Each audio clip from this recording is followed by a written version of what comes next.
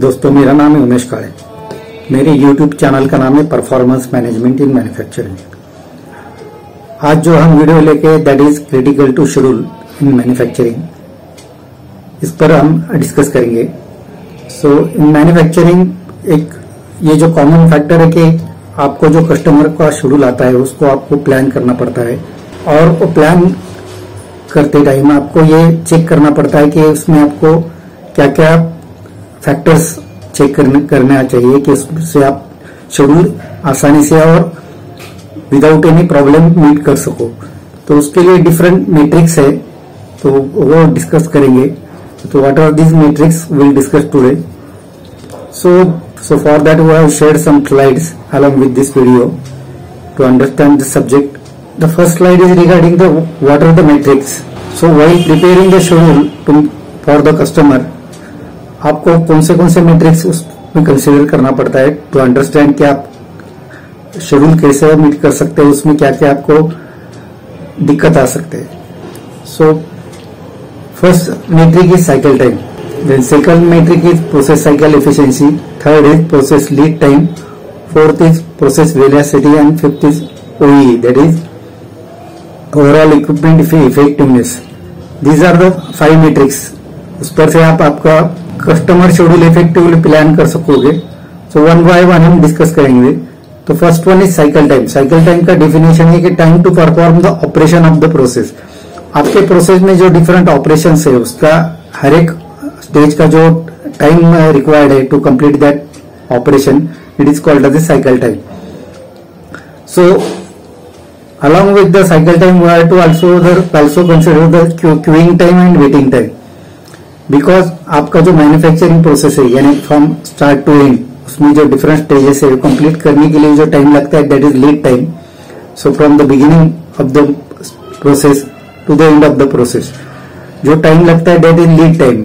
उसमें ऑपरेशन का टाइम है that is cycle time, but along with that हमारा जो मटेरियल है उसमें कुछ वेटिंग टाइम रहता है, कुछ क्यूइंग टाइम रहता है, अलॉन्ग विद दैट कुछ सेटअप टाइम रहता है, कुछ रहता है शेड्यूल्ड ब्रेकडाउन उसमें कुछ रहता है। तो ये सब कंसिडर करके आपका लीड टाइम बनता है। तो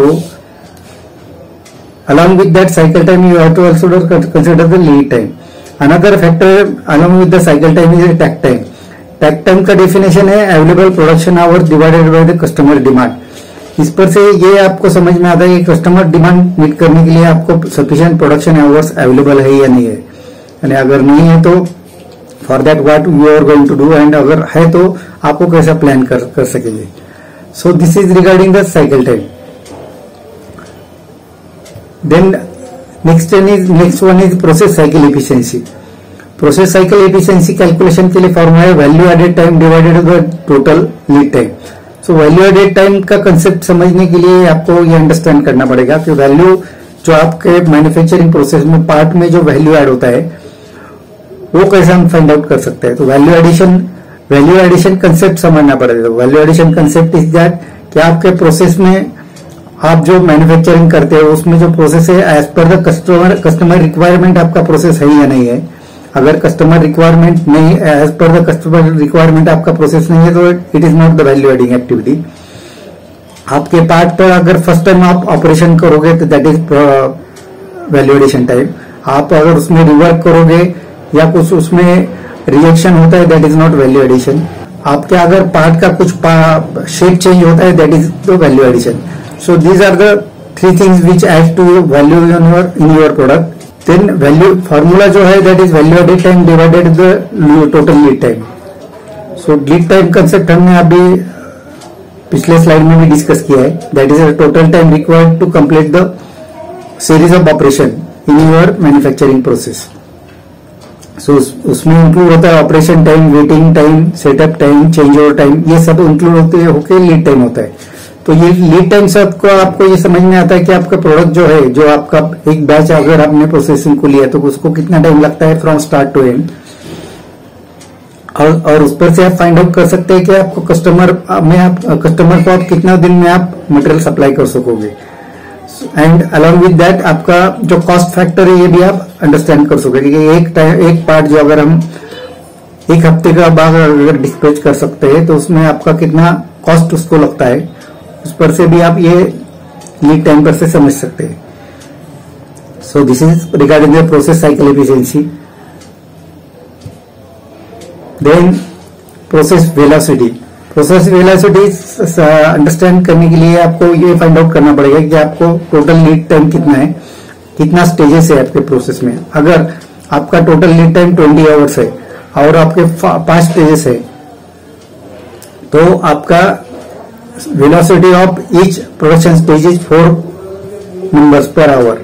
प्रोसेस वेलोसिटी का डेफिनेशन है, it is flexibility to meet the customer demand. इस पर से आप आपका प्रोसेस का वेलोसिटी समझ सकते हैं। And just now we have calculated that is 4 numbers पर our is our process velocity for each stage. Then आता है OEE, that is overall equipment effectiveness.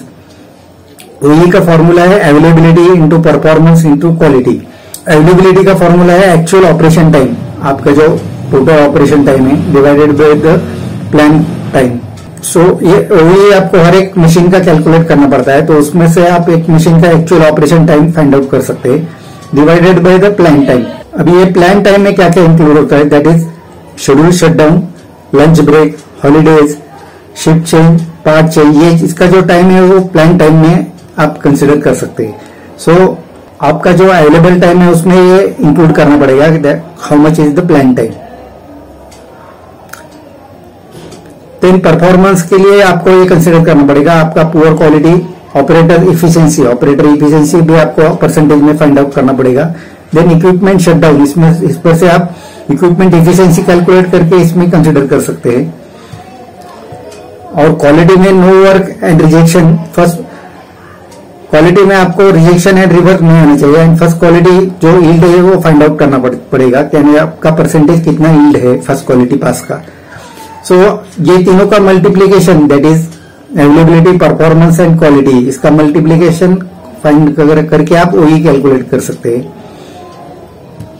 So these are the various matrix.